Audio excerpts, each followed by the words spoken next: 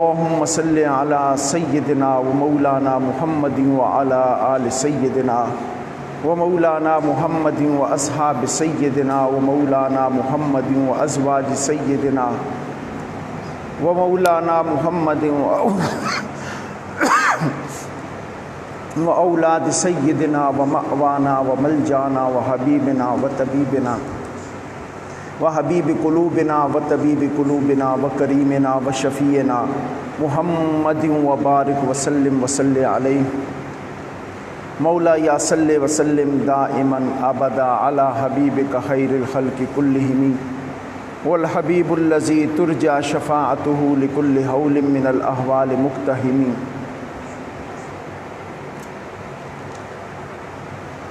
وہ دیکھو زہرا کا پیارا بیٹا دیے وفا کے جلا رہا ہے، وہ دیکھو زہرا کا پیارا بیٹا دیے وفا کے جلا رہا ہے، رہے خدا میں وہ سر کٹا کے نبی کے دین کو بچا رہا ہے دکھیا بی بی پہ رات بھاری بتاؤ کس کس کے غم میں روئے، ہے دکھیا بی بی پہ رات بھاری بتاؤ کس کس کے غم میں روئے، وہ ڈھونڈتی پھر رہی ہے تارے لو چاند بھی منہ چھپا رہا ہے۔ حمد و صلات کے بعد قابل صد عزت و احترام سامعین کرام، اللہ جل شانہ کا لاکھ لاکھ شکر عظیم ہے کہ اس نے ہماری نسبتیں آل نبی اولاد علی کے ساتھ جوڑ دی ہیں۔ یہ خدائے وحدہ لا شریک کا لاکھ لاکھ احسان عظیم ہے کہ اس نے ہمیں اپنے محبوب کی بڑی محبتوں والی چاہتوں والی نسبتیں عطا فرمائیں۔ چونکہ ہمارے جمعۃ المبارک کا جو عنوان جو طریقہ کار ہے، قرآن کریم فرقان حمید کے ترجمہ اور تفسیر کے ساتھ ہم اپنے موضوعات کو آگے بڑھا رہے ہیں، اور یہ ماہ مقدس ماہ محرم الحرام کا بڑا برکتوں رحمتوں والا مہینہ ہے، اور اس مہینے کے اندر امام علی مقام امام حسین رضی اللہ تعالی عنہ نے جتنی قربانیاں اور بالخصوص آل بیت نے دین مصطفیٰ کے احیاء کے لیے جتنی قربانیاں دی ہیں، اگر اسلام کے دامن سے آل بیت کی قربانیوں کو نکال دیا جائے تو اسلام کا دامن سونا لگتا ہے، خالی لگتا ہے، چونکہ آل بیت کی قربانیوں نے اسلام کو وہ حیات بخشی کہ قیامت تک کے لیے میرے حسین کربلا میں شریعت کو بھی بچا گئے، طریقت کو بھی بچا گئے، دین مطہرہ کو بھی بچا گئے، مصطفیٰ کے دین کو بھی بچا گئے، اور ایسا بچا گئے کہ جس وقت تک قیامت قائم نہیں ہوگی خدا کا دین بھی سلامت رہے گا، حسین کا تذکرہ بھی سلامت رہے گا۔ چونکہ ہمارا موضوع قرآن کریم فرقان حمید کی آیات مقدسہ کے ساتھ چل رہا تھا، تو پچھلے جمعہ صرف 2 آیات کا ترجمہ اور تشریح ہو سکی، اور انشاءاللہ آج بھی کوشش کریں گے کہ ہم کربلا کو اور قرآن کو ساتھ لے کے چلیں، چونکہ میرے آقا کریم علیہ الصلاۃ والسلام نے فرمایا، بڑی پیاری روایت، حضرت زید بن ارقم رضی اللہ تعالیٰ عنہ اس حدیث کے راوی ہیں، آپ نے فرمایا میرے آقا کریم علیہ الصلاۃ والسلام نے فرمایا کہ میں تم میں 2 بھاری چیزیں چھوڑ کے جا رہا ہوں، میں دیکھتا ہوں کہ ان بھاری چیزوں میں تم مجھے کہاں پہ پاتے ہو؟ تو کسی نے آواز دی، یا رسول اللہ وہ بھاری چیزیں کیا ہیں؟ تو میرے آقا کریم علیہ الصلاۃ والسلام نے فرمایا، ایک خدا کا قرآن ہے کہ جس کا ایک کنارہ رب کے ہاتھ میں ہے، دوسرا کنارہ تمہارے ہاتھ میں ہے۔ فرمایا خدا کا قرآن ہے کہ جس کا ایک کنارہ رب کے ہاتھ میں ہے، دوسرا کنارہ تمہارے ہاتھ میں ہے، اور فرمایا کہ اس کو پکڑے رکھنا، تم کبھی قیامت تک گمراہ نہیں ہوگے۔ اور فرمایا دوسری میری آل بیت ہے، دوسری میری اطرت ہے، کہ جو تم میں چھوڑ کے جا رہا ہوں، اور میرے آقا نے فرمایا کہ قیامت تک کے لیے میری آل بیت، میری اولاد قرآن سے جدا نہیں ہوگی۔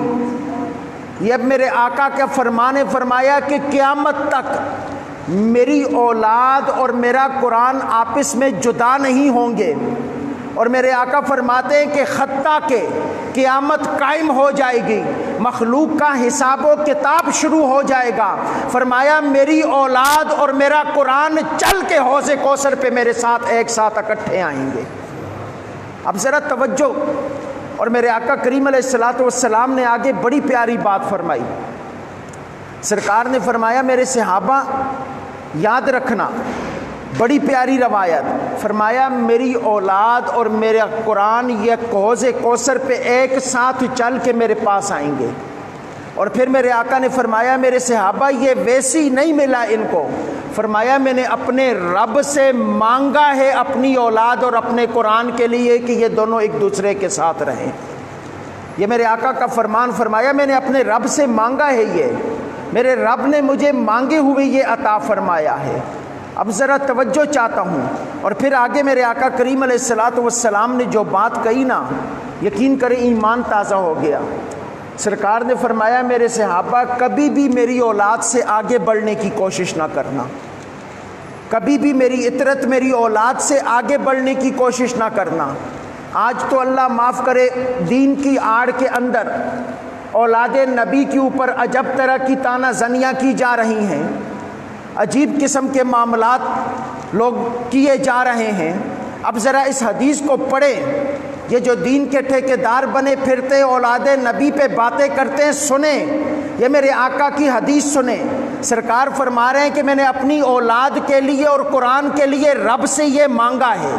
اور پھر میرے آقا فرماتے ہیں کہ خبردار کبھی بھی میری اولاد سے پیش قدمی نہ کرنا۔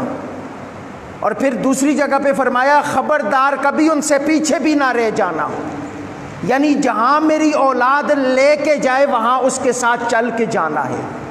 اب میرے آقا کریم علیہ الصلوۃ والسلام نے اس حدیث کے اگلے الفاظ اور بڑے پیارے الفاظ، میرے آقا کریم علیہ الصلوۃ والسلام نے فرمایا کہ خبردار کبھی ان کو سکھانے کی کوشش بھی نہ کرنا۔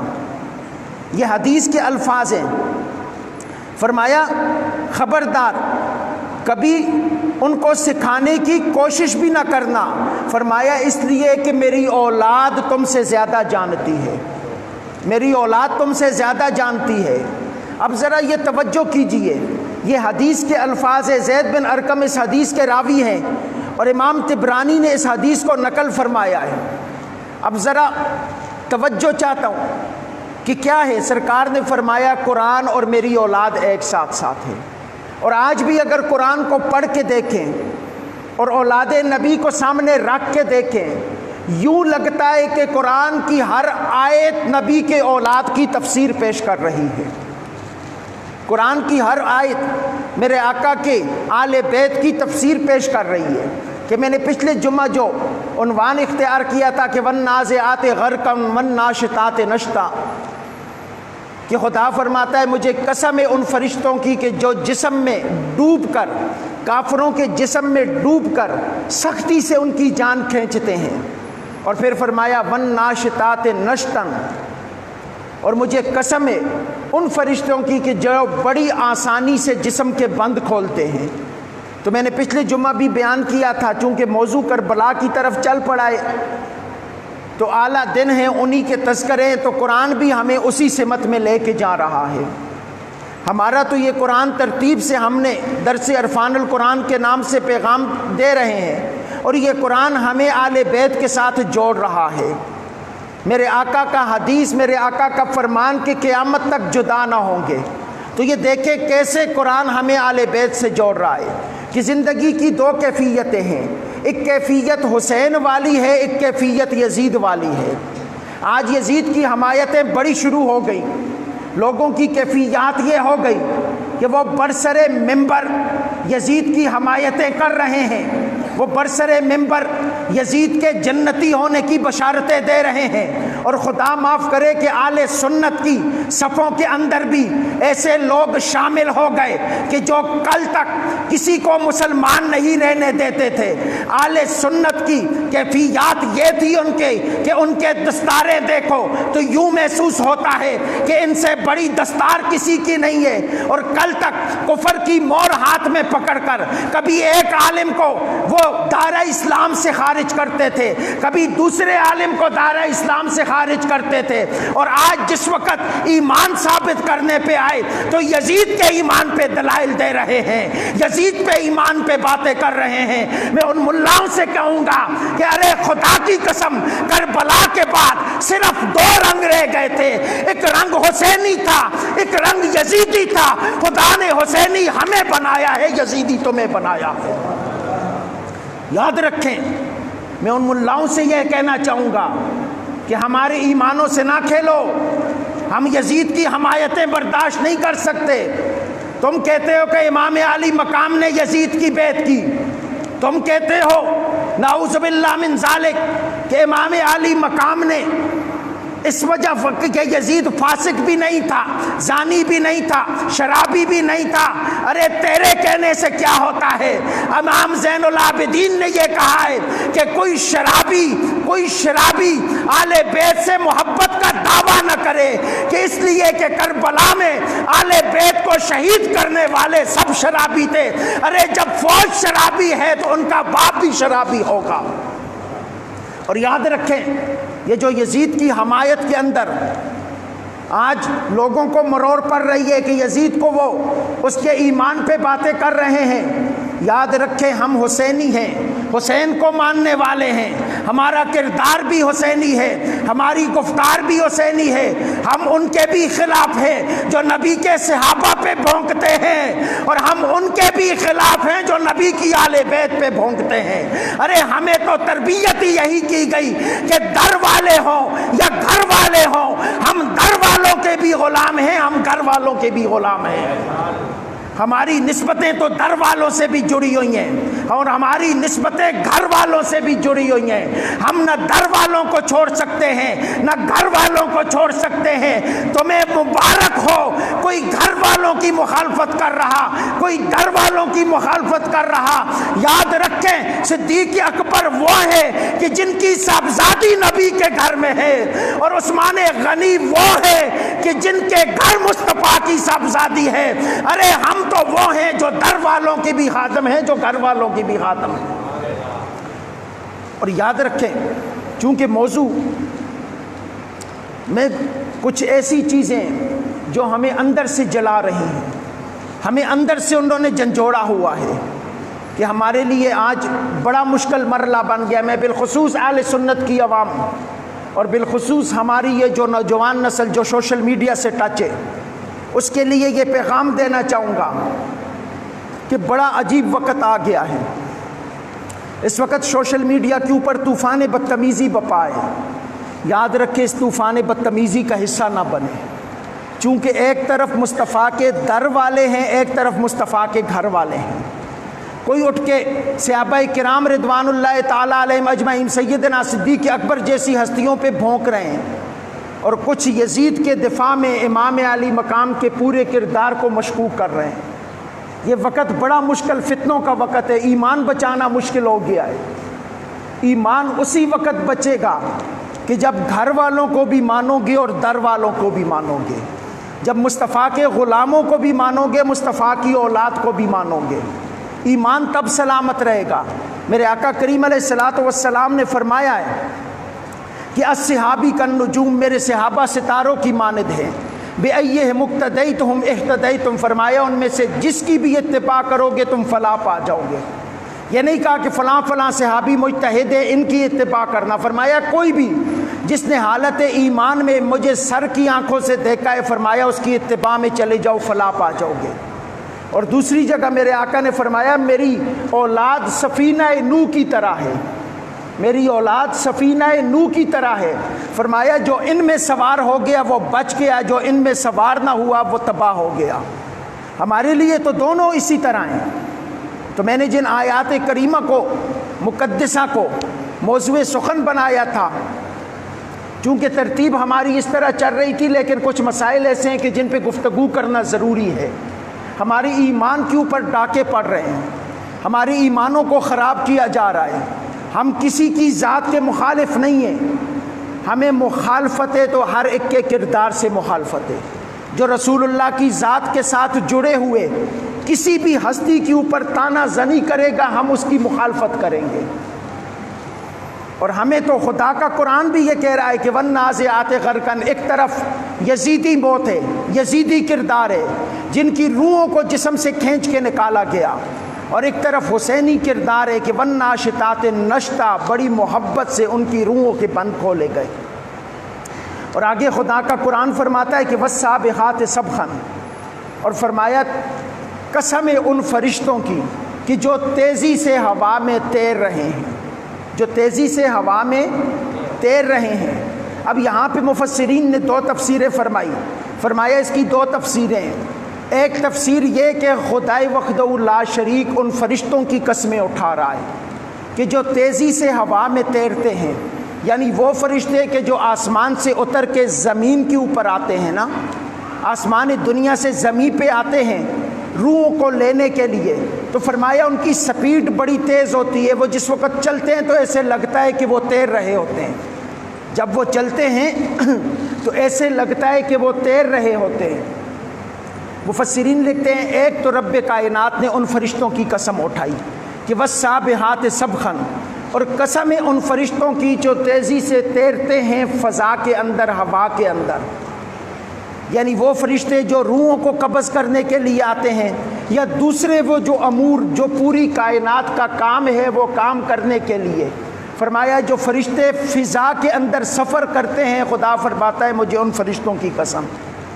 اور دوسری تفسیر بڑی ہی پیاری جو آل محبت نے فرمائی ہے، وہ فرماتے ہیں کہ وَالسَّابِحَاتِ سَبْحًا سے مراد وہ نفوس قدسیہ، وہ خدا کے اولیاء کی ارواح ہیں کہ جو فضا کے اندر سفر کرتی ہیں اور ان کے ساتھ فرشتے سفر کرتے ہیں۔ فرمایا خدا ان کی قسمیں اٹھا رہا ہے، خدا ان کی قسمیں اٹھا رہا ہے کہ مجھے ان نفوس قدسیہ کی قسم کہ جن کی روحوں کو فرشتوں نے بڑے محبت سے ان کے جسم سے نکالا ہے، جن کی روحوں کو رب کائنات نے کہ فرشتوں نے بڑی محبت بڑی آسانی سے ان کے جسموں سے نکالا ہے۔ خدا فرماتا ہے وَالسَّابِحَاتِ سَبْحًا، مجھے ان روحوں کی قسم، ان نفوس قدسیہ روحوں کی قسم۔ اور اس کے اوپر سب سے بڑی دلیل میرے آقا کریم علیہ الصلوۃ والسلام کی حدیث پاک کہ جس وقت حضرت جعفر بن طیار رضی اللہ تعالیٰ عنہ شہید ہو گئے نا جنگ موتا کے اندر، جس وقت حضرت جعفر بن طیار آپ شہید ہو گئے، حضرت جعفر بن طیار نہیں، حضرت جعفر بن ابی طالب رضی اللہ تعالیٰ عنہ مولا علی کے بھائی تھے، حضرت جعفر بن ابی طالب رضی اللہ تعالیٰ عنہ۔ آپ جنگ موتا میں شہید ہوئے تو میرے آقا کریم علیہ الصلوۃ والسلام تشریف فرماتے کھڑے تھے صحابہ کے ساتھ، تو اچانک میرے آقا نے آسمان کی طرف منہ کیا نا اور فرمایا کہ وعلیک السلام یا جعفر ابن ابی طالب، وعلیک السلام یا جعفر ابن ابی طالب۔ تو صحابہ کرام نے پوچھا یا رسول اللہ جعفر ابن ابی طالب تو شہید ہو گئے، وہ تو ہم میں موجود بھی نہیں، تو آپ کس کے سلام کا جواب دے رہے ہیں؟ اب ذرا یہاں پہ بھی سنیے خدا کا قرآن کیا کہہ رہا ہے، مصطفیٰ کی حدیث کیا کہہ رہی ہے، اور ان دونوں کو ملائیں تو نتیجہ کیا نکلتا ہے، ذرا توجہ چاہتا ہوں۔ فرمایا یا رسول اللہ وہ تو شہید ہو گئے، مولا علی کے صاحبزادے ہیں، امام علی مقام امام حسین کے بھائی ہیں، حضرت جعفر بن ابی طالب جناب ابو طالب کے صاحبزادے ہیں، مولا علی کے بھائی ہیں، مولا علی کے بھائی ہیں، جناب ابو طالب کے صاحبزادے ہیں، آقا کے چچا ذات بھائی ہیں۔ آپ نے فرمایا وعلیک السلام یا جعفر ابن ابو طالب۔ تو صحابہ نے کہا یا رسول اللہ وہ تو شہید ہو گئے، تو میرے آقا نے فرمایا ہاں مجھے پتہ ہے وہ شہید ہو گئے، لیکن ابھی میں نے فضا کے اندر دیکھا کہ فرشتوں کی جماعت اڑ کے جا رہی تھی اور ان کے ساتھ حضرت جعفر ابن ابی طالب بھی اڑ کے جا رہے تھے۔ فرمایا دونوں فضا میں سفر کر رہے تھے، تو جعفر ابن ابی طالب جس وقت میرے اوپر سے گزرے اور مجھے دیکھ کے کہنے لگے کہ السلام علیک یا رسول اللہ، سرکار فرماتے ہیں کہ میں نے جعفر ابن ابی طالب کا کال سنا، سلام سنا، اور انہیں جواب دیا کہ وعلیک السلام یا جعفر ابن ابی طالب۔ ارے ابو طالب کے بیٹوں کا مقام یہ ہے کہ شہادت کے بعد فضا میں اڑتے ہوئے مصطفیٰ کو سلام پیش کرتے ہیں۔ ارے آل نبی کے ساتھ جو جڑ جاتا ہے، نبی سے نسبتیں جو جڑ جاتی ہیں، پھر خدا کا قرآن ان کے اڑنے کی قسمیں اٹھا کے کہتا ہے کہ والسابحات سبحا، والسابحات سبحا۔ یہ خدا کا قرآن ہے جو اڑنے والوں کی قسمیں اٹھا رہا۔ فرمایا مجھے قسم ہے فضا میں تیرنے والوں کی۔ مفسرین لکھتے ہیں کہ ایک تو اس سے مراد کون ہے؟ فرمایا ایک اس سے مراد خدا کے فرشتے ہیں۔ فرمایا دوسرے اس سے مراد وہ ہیں کہ جو خدا کے فرشتوں کے ساتھ ارواح اڑتی ہیں، ان کی قسمیں خدا اٹھاتا ہے۔ اب ذرا توجہ چاہتا ہوں، یہاں پہ بھی قرآن پھر ہمیں کربلا سے جوڑ رہا ہے، پھر ہم قرآن کو کربلا کی طرف لے کے چلتے ہیں۔ مولا یہ قسمیں کن کی اٹھائی؟ فرمایا نیک روحوں کی، والناشطات نشطا، کہ جن کے بند بڑی آسانی سے کھولے گئے۔ فرمایا ان روح کی قسمیں اٹھائیں۔ مولا وہ روحیں کون ہیں؟ فرمایا مصطفیٰ کی حدیث پڑھو، اڑنے والا کون تھا؟ مولا علی کا بھائی تھا، حضرت ابو طالب کے صاحبزادے تھے، جعفر ابن ابو طالب تھے، مولا علی کے بھائی تھے، سرکار کے چچا زاد تھے۔ اب ذرا توجہ چاہتا ہوں، مولا علی کے بھائی ہوں، ابو طالب کے صاحبزادے ہوں، مقام یہ ملتا ہے کہ بعد شہادت فضا میں اڑ رہے ہیں اور خدا قسمیں اٹھا رہا ہے۔ تو اب ذرا توجہ کیجئے، اگر علی کا بیٹا ہو تو اس کی کیفیت کیا ہوگی؟ ارے کربلا کا شہید ہو تو اس کی کیفیت کیا ہوگی؟ ارے جنگ موتا کے شہید کو مصطفیٰ سلام پیش کرتے ہیں، فضاؤں میں اڑ رہے ہیں، تو کربلا کے شہداء کی کیفیت کیا ہوگی؟ علی کے بیٹوں کی کیفیت کیا ہوگی؟ مصطفیٰ کے پندوں پہ سوار ہونے والے کی کیفیت کیا ہوگی؟ مصطفیٰ کے لعاب دہن کو چوسنے والے کی کیفیت کیا ہوگی؟ مصطفیٰ کے جوتے کو کھانے والے کی کیفیت کیا ہوگی؟ مصطفیٰ جسے جسم کا ٹکڑا کہیں اس کی کیفیت کیا ہوگی؟ ارے کربلا سجایا اسی لیے گیا تھا تاکہ حسین قیامت تک مصطفیٰ کے دین کی بھی حفاظت کرے، مصطفیٰ کی امت کی بھی حفاظت کرے۔ کربلا تو سجایا اس لیے گیا تھا کہ قیامت تک حسین مصطفیٰ کی امت کی بھی حفاظت کرے، مصطفیٰ کے دین کی بھی حفاظت کرے۔ ہاں یہ بات امت کی حفاظت کی کیسے، آگے چلتے ہیں۔ یہ خدا کا قرآن ہمیں لے کے جا رہا ہے، ہم خود نہیں چل رہے، اپنی مرضی سے نہیں چل رہے، یہ خدا کا قرآن ہمیں لے کے جا رہا ہے اور ہم خدا کے قرآن کے ساتھ سفر کر رہے ہیں۔ خدا کے قرآن کی آیات کے ساتھ ہمارا سفر جاری ہے۔ فرمایا پہلے قسمیں اٹھائی اس کی کہ جس کی روح کو جسم سے کھینچ کے نکالا، پھر قسم اٹھائی جس کی روح کو محبت سے نکالا، پھر قسم اٹھائی والسابحات سبحا۔ فرمایا کیا؟ فرمایا وہ روح کی جو فضا میں تیر رہی ہے، اور وہ ارواح کن کی ہیں؟ حضرت جعفر ابن ابی طالب، مصطفیٰ کے چچا ذات بھائی، صحابہ کرام رضوان اللہ تعالیٰ علیہم اجمعین، یا وہ لوگ جن کی نسبت مصطفیٰ سے جڑ گئی، ان کی ارواح فضا میں سفر کرتی ہیں۔ مصطفیٰ کی حدیث میں نے آقا کی حدیث بیان کر دی۔ اب ذرا آگے چلتے ہیں، آگے خدا فرماتا ہے پہلے ان کی قسم کہ جو فضا میں تیر رہے ہیں۔ فرمایا فالسابقات سبقا، پھر فرمایا پھر تعمیل ارشاد کے لیے جو ایک دوسرے سے سبقت لے جاتے ہیں۔ تعمیل ارشاد کے لیے میرے حکم کی تعمیل، میں نے حکم دیا یہ کام کرو، فرمایا ایک دوسرے سے سبقت لے جاتے ہیں، فرمایا ان کی قسم۔ اب یہ سبقت لے جانے والے کون ہیں؟ یہ خدا کا قرآن ہمیں بتا رہا ہے، ہمیں تو نہیں پتہ، ہمیں تو نہیں پتہ۔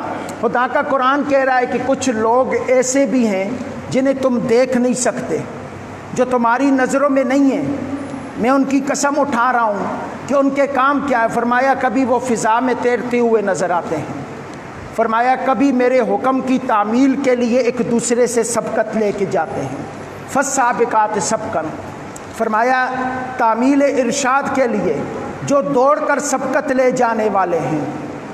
مولا یہ اب سبقت کون لے جانے والے ہیں؟ فرمایا اس کی بھی دو تفسیریں ہیں۔ پہلی تفسیر، اس سے مراد وہ فرشتے ہیں کہ جو رب کائنات نے ڈیوٹیوں پہ معمور کیے ہوئے ہیں، جن کے ذمہ اس نظام کائنات کی ڈیوٹی ہے۔ وہ فرشتے ہیں کہ جو روحوں کو قبض کرنے کے لیے آتے ہیں، وہ فرشتے ہیں کہ جو روحوں کو لے کے جانے کے لیے آتے ہیں۔ فرمایا ان کی قسم خدا اٹھا رہا ہے کہ مجھے ان کی فرشتوں کی قسم کہ جو میرے حکم کی تعمیل کے لیے ایک دوسرے سے سبقت لے جاتے ہیں۔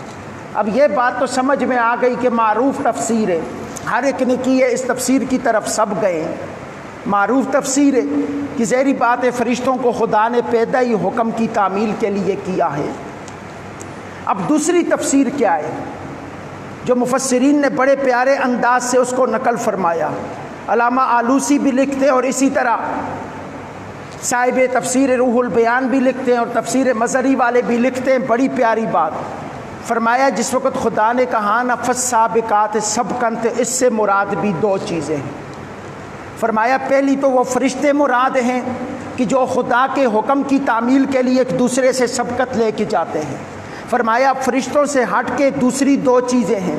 فرمایا اس سے مراد وہ پاک روح ہے، اس سے مراد وہ پاک روح ہے کہ جو جسم کے اندر موجود تھی جس وقت رب کائنات کا حکم ہوا، رب کائنات کا حکم ہوا، اور اس حکم کو پورا کرنے کے لیے جس وقت روح کو پتہ چلا کہ میرے رب کا حکم آ گیا ہے کہ اب اس جسم کو چھوڑ کے اپنے رب کی طرف لوٹ کے جانا ہے، تو فرمایا وہ روح اس جسم سے تیزی سے نکلتی ہے تاکہ میں سبقت لے جاؤں اپنے رب کے پاس پہنچنے میں جلدی سے اپنے رب کے پاس پہنچوں۔ تو فرمایا خدا اس روح کی قسم اٹھا رہا کہ فالسابقات سبقا، مجھے اس روح کی قسم کو جسم کو چھوڑ کے میرے پاس آنے کی جلدی میں دوڑتی ہے۔ فرمایا فالسابقات سبقا، مجھے اس روح کی قسم۔ اور تیسری چیز جو آل محبت نے بیان کی، فرمایا خدا فرما رہا ہے کہ مجھے ان روحوں کی قسم، ان پاک روحوں کی قسم کہ جنہوں نے فرشتوں نے جسم سے پیار سے نکالا، پیار سے نکالنے کے بعد فرشتے کے ساتھ وہ فضا میں سفر کر رہی ہیں۔ اور فرمایا تیسری کیفیت یہ کہ میں انہیں وہ قوتیں، وہ طاقتیں عطا کر دیتا ہوں کہ امور دنیا ان کے سپر کر دیتا ہوں، امور کائنات ان کے سپر کر دیتا ہوں۔ پھر یہ عام روحیں نہیں رہتی، فرمایا وہ میرے اولیاء کی روحیں ہوتی ہیں، وہ میرے خاص لوگوں کی روحیں ہوتی ہیں۔ فرمایا فالسابقات سبقا، مجھے ان ارواح قدسیہ کی قسم، ان نفوس قدسیہ کی ارواح کی قسم کہ جو اس نظام کائنات میں میرے فرشتوں کے معاون بن کے سبقت لے جاتی ہیں۔ فرمایا فالسابقات سبقا، اور آگے اسی طرح خدائے وحدہ لا شریک نے فرمایا فالمدبرات امرا، فالمدبرات امرا، فرمایا کہ ان فرشتوں کی قسم کہ جو کام کرنے میں، کسی بھی کام کو کرنے میں تدبیر کرتی ہیں، کوشش کرتی ہیں، اس کام کو پورا کرنے کے لیے محنت کرتی ہیں، تدبیر کرتی ہیں، فرمایا مجھے ان کی قسم۔ اب یہاں پہ بھی چونکہ یہ خدائے وحدہ لا شریک نے فرشتوں کی ڈیوٹی لگا رکھی ہے مختلف اوقات کے اندر کہ وہ مختلف کام کرتے ہیں۔ جبرائیل امین کے ذمہ ڈیوٹی ہے، میکائیل کے ذمہ ڈیوٹی ہے، اسرافیل کے ذمہ ڈیوٹی ہے۔ اسی طرح جبرائیل، میکائیل، اسرافیل، فرمایا وہ ہوائی فضاؤں کے لشکروں کی حفاظت کرتے ہیں۔ جبرائیل کے ذمہ فرمایا بارش اور کھیتی باڑی کا انتظام ہے، جناب جبرائیل کے ذمہ بارش اور کھیتی باڑی کا انتظام ہے۔ اور فرمایا اسی طرح میکائیل کے ذمہ بحر و بر میں روحوں کو قبض کرنا، اور اسرائیل کے ذمہ ہے۔ فرمایا اسرافیل کے ذمہ تمام احکام کو چھوڑ کے سور پھونکنے کی ذمہ داری ہے، یعنی اسی طرح ہر فرشتے کے ذمہ رب کائنات نے کچھ نہ کچھ کام لگا رکھے ہیں۔ جناب اسرائیل روحوں کو قبض کرتے ہیں، جناب جبرائیل کھیتی باڑی کے امور، یہ جو نظام کائنات کے اندر، اور جناب میکائیل کا ذمہ جو ہے وہ فضاؤں کے اندر، بیر و بر کے اندر جو فضائیں ان کو اپنے قابو میں کر کے یہ بارشوں کا سلسلہ، ہواؤں کا سلسلہ، آندھیوں کا سلسلہ، یہ فرشتوں کی ذمہ داری ہے۔ فرمایا فالمدبرات امرا، مجھے ان فرشتوں کی قسم کہ جو کام کرنے میں تدبیر کرتے ہیں، کوشش کرتے ہیں۔ اب یہاں پہ آل محبت اور مفسرین بڑی پیاری تفسیر ایک بیان فرماتے ہیں، فرمایا ہاں یہ بھی ہے، لیکن اس کی دوسری تفسیر یہ ہے کہ وہ نفوس قدسیہ کہ جن کے ذمہ خدا نے اس نظام کائنات کی ڈیوٹی لگا رکھی ہے کہ ایک خدا کے ولی کی روح جس وقت اس جسم کو چھوڑتی ہے، خدا کے پاس جاتی ہے، تو اس کی ڈیوٹی یہ لگ جاتی ہے کہ کائنات کے اندر جہاں کوئی تکلیف پریشانی میں ہوتا ہے، ولی کی روح وہاں پہنچ کے اس کی مدد کرتی ہے۔ فرمایا وہ نفوس قدسیہ فالمدبرات امرا، ان کا کام یہ ہوتا ہے کہ وہ لوگوں کی مدد کرتی ہیں مختلف مقامات پہ جا کے، مختلف جگہوں پہ جا کے۔ اور یاد رکھے کہ حسین سے بڑی پاک روح کائنات میں کوئی نہیں ہے، کہ جو جنت کے سردار ہیں۔ میرے آقا حسن سے پاک روح کوئی نہیں، آل بیت سے پاک روح کوئی نہیں، مولا علی سے پاک روح کوئی نہیں، ارے پنج تن سے پاک روح کوئی نہیں۔ ارے جو میرے مصطفیٰ کا گرانا ہے، اگر عام غلام جو ان آل بیت کے در سے جڑ جائیں، ان کی روحوں کو خدا یہ کمال دیتا ہے۔ اور علامہ آلوسی لکھتے ہیں، آپ بڑی پیاری بات لکھتے ہیں، آپ فرماتے ہیں کہ کیفیت یہ ہے کہ جس وقت ولی کی روح کو اس جسم کا ساتھ چھوڑنا پڑتا ہے، تو جسم میں جب تک وہ موجود ہوتی ہے، وہ شریعت کی قید میں ہوتی ہے، وہ طریقت کی قید میں ہوتی ہے، وہ احکام کی قید میں ہوتی ہے، وہ نظام کائنات کی قید میں ہوتی ہے، حکم الہی کی قید میں ہوتی ہے، شریعت کے احکام کی قید میں ہوتی ہے۔ اسے زندگی شریعت کے مطابق کرنی پڑتی ہے، اسے احکام شریعت کے مطابق کرنے پڑتے ہیں۔ لیکن جس وقت وہ جسم کے پنجرے کو چھوڑ کے آزاد ہوتی ہے، پھر اس کے لیے ہر شریعت سے آزادی ہے، چونکہ دنیا کا کام ختم ہو جاتا ہے، عبادت کا سلسلہ ختم ہو جاتا ہے، پھر اس کی کیفیت یہ ہوتی ہے کہ وہ قیامت تک فقط مخلوق کی مدد کے لیے خدا کی بارگاہ میں موجود رہتی ہے۔ وہ قیامت تک دنیا میں ہے تو اس کے اوپر عبادت کی ذمہ داری بھی ہے، شریعت کے احکام کی ذمہ داری بھی ہے، طریقت کے احکام کی ذمہ داری بھی ہے، مخلوق کے احکام بھی ہے، بال بچوں کے احکام بھی ہے۔ فرمایا جب ان سے آزاد ہو کے جسم سے نکلتی ہے تو ہر قید و بند سے آزاد ہو جاتی ہے۔ فالمدبرات امرا، فرمایا پھر اس کا کام یہی ہوتا ہے کہ وہ خدا کے حکموں کے تعمیل میں تدبیر کرتی ہے۔ جیسے رب کائنات کہتا ہے وہ ان احکام کی تدبیر کرتی ہے۔ اگر عام ولی کی کیفیت یہ ہوگی تو کربلا والوں کی کیفیت کیا ہوگی؟ کربلا والوں کی کیفیت کیا ہوگی؟ اب ذرا سوچئے دوستو، یہ خدا کا قرآن جو آل بیت کے ساتھ چل رہا ہے، کہ قدم قدم پہ خدا کا قرآن ہمیں رہنمائی کر رہا ہے کہ جن کی نسبت مصطفیٰ کی ذات سے جڑ جائیں ان کے غلام بن جاؤ، ان کے ساتھ اپنی وابستگیاں رکھ لو۔ اور دوستوں میں بالخصوص پھر یہ بات کہنا چاہوں گا کہ لمحہ فکریہ ہے ہمارے لیے، بہت مشکل حالات ہیں اس وقت کہ ہمارے ایمانوں پہ ڈاکے پڑ رہے ہیں۔ کہیں آل بیت کی عزت کے ساتھ نعوذ باللہ من ذالک اس کو کم کرنے کی کوششیں کی جا رہی ہیں، کہیں صحابہ کرام رضوان اللہ تعالیٰ علیہم اجمعین کی ذات کے ساتھ شرارتیں ہو رہی ہیں۔ اب وہ جو شیعہ ذاکر آصف جس نے سیدنا صدیق اکبر رضی اللہ تعالیٰ عنہ کی شان میں گستاخی کی، نعوذ باللہ من ذالک، کفر تک صدیق اکبر کی ذات کے لیے اس نے الفاظ بیان کیے، سوشل میڈیا بھرا پڑا ہے۔ میں بالخصوص اپنے نوجوانوں کو تربیت کے، چونکہ میرا ایک مزاج ہے، آپ جانتے ہیں کہ میں نام بھی نہیں لیتا، لیکن چونکہ اب ضرورت ہے کہ ہمارے نوجوانوں کے بھی ایمان کا مسئلہ ہے، آپ سوشل میڈیا سے ٹچ ہیں، بار بار سوشل میڈیا، فیس بک، ٹویٹر، واٹس ایپ آپ اس کو یوز کرتے ہیں، دیکھتے ہیں، ٹچ ہیں آپ، مختلف قسم کے آپ کو جناب وہ کلپ ملتے ہیں۔ یاد رکھیں کسی بھی ایسی بحث اور گفتگو کا حصہ نہ بنیں، نہ کسی ایسی چیز کو شیئر کریں۔ اگر کسی نے گستاخی کی ہے نا تو اس کو شیئر کبھی نہ کریں۔ ہمیں تو یہ کہا جاتا ہے یہ اس کو شیئر کرو جی، یاد کریں جتنا ہم اس کو شیئر کریں گے اتنا وہ گستاخی بڑھے گی، اتنی اس پہ بحث بڑھے گی، اتنی لوگوں کے ایمان کے ساتھ کھلواڑ ہوگا۔ ایسی چیزوں کو نظر انداز کریں۔ یہ بھی عالم کفر کی ایک سازش ہے، یہودیت کی ایک سازش ہے کہ وہ اس قسم کے کلپ مختلف فیک اکاؤنٹ سے بنا کے ان کو وائرل کرتا ہے تاکہ وہ گستاخی زیادہ سے زیادہ لوگ سنیں۔ اور کئی لوگ ہیں جو کچے ذہن کے ہوں گے، ان کے ذہن میں سوالات اٹھیں گے، جہاں پہ بھی ان ہستی کے بارے میں سوال اٹھ گیا ذہن کے اندر وہیں ایمان پہ ڈاکہ پڑ گیا۔ ذہن میں سوال آ گیا یار کہتا تو یہ سچ ہے، بس سمجھے ایمان تباہ ہو گیا۔ اس لیے اپنے ایمانوں کو بچائیں، ان شرارتوں کا حصہ نہ بنیں، نہ کسی کو جواب دیں، چونکہ آپ کی ذمہ داری نہیں ہے جواب دینا۔ جواب دینے کے لیے ہم موجود ہیں، ہمیں خدا نے یہ ذمہ داری دی ہے، یہ مسند دی ہے، یہ ممبر دیا ہے، یہ مسلح دیا ہے، یہ قرآن کی سمجھ دی ہے، ہم موجود ہیں جواب دینے کے لیے۔ انشاءاللہ جہاں پہ بھی دفاع کی ضرورت پڑی نا، کسی صحابی کی عزت کی دفاع کے لیے، آل بیت کی کسی عزت کی دفاع کے لیے ہم موجود ہیں، ہماری ذمہ داری ہے۔ آپ کے ذمہ نہیں ہے کہ آپ جواب دیں، چونکہ یہ ہو سکتا ہے کہ آپ جواب میں کسی دوسرے کی گستاخی کر بیٹھیں۔ آپ کو حدود کا نہیں پتہ، قیود کا نہیں پتہ کہ کہاں ایک چھوٹا سا وہم اور شائبہ جو ہے وہ دوسرے کی گستاخی کی طرف لے کے جا رہا ہو۔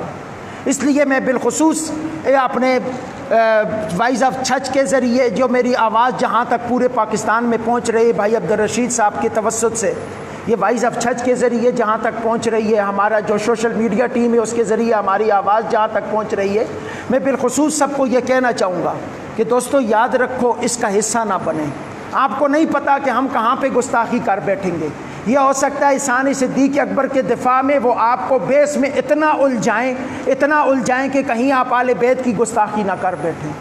آل بیت کی شان کی حفاظت کے لیے وہ آپ کو گفتگو کے جال میں، منطقی انداز میں، گفتگو کے الفاظ کے پیچ و خم میں اتنا الجھائیں کہ آپ کسی صحابی کی گستاخی نہ کر بیٹھیں، نعوذ باللہ من ذالک، کہیں سیدنا امیر معاویہ یا اسی طرح کسی اور صحابی کی گستاخی نہ کر بیٹھیں۔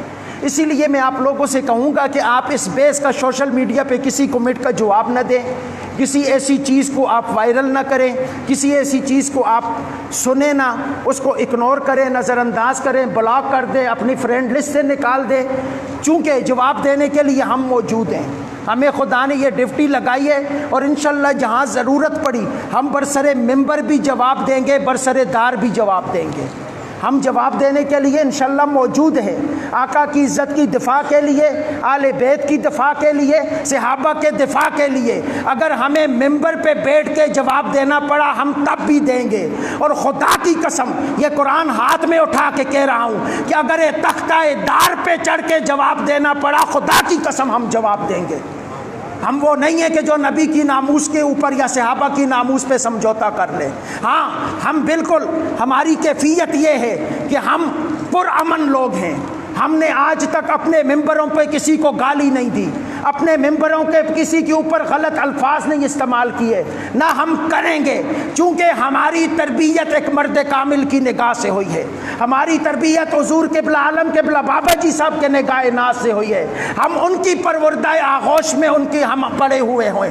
ہمیں جتنی تربیت آج بھی نصیب ہو رہی ہے اس ولی کامل کی آغوش سے ہو رہی ہے۔ ہمارا جینا بھی اس ولی کی نگاہ ناز سے ہے، ہمارا مرنا بھی اس ولی کی نگاہ ناز سے ہے۔ لیکن خدا کی قسم جہاں پہ ناموس صحابہ کی بات آئے گی، ناموس عزت آل بیت کی بات آئے گی تو ہم اپنی جانیں بھی قربان کرنے کے لیے تیار ہیں، اور ہمیں جس محاذ پہ گفتگو کرنی پڑی ہم گفتگو بھی کریں گے، ہم خون کا آخری قطرہ بھی ان کی عزت کے لیے بہا دیں گے۔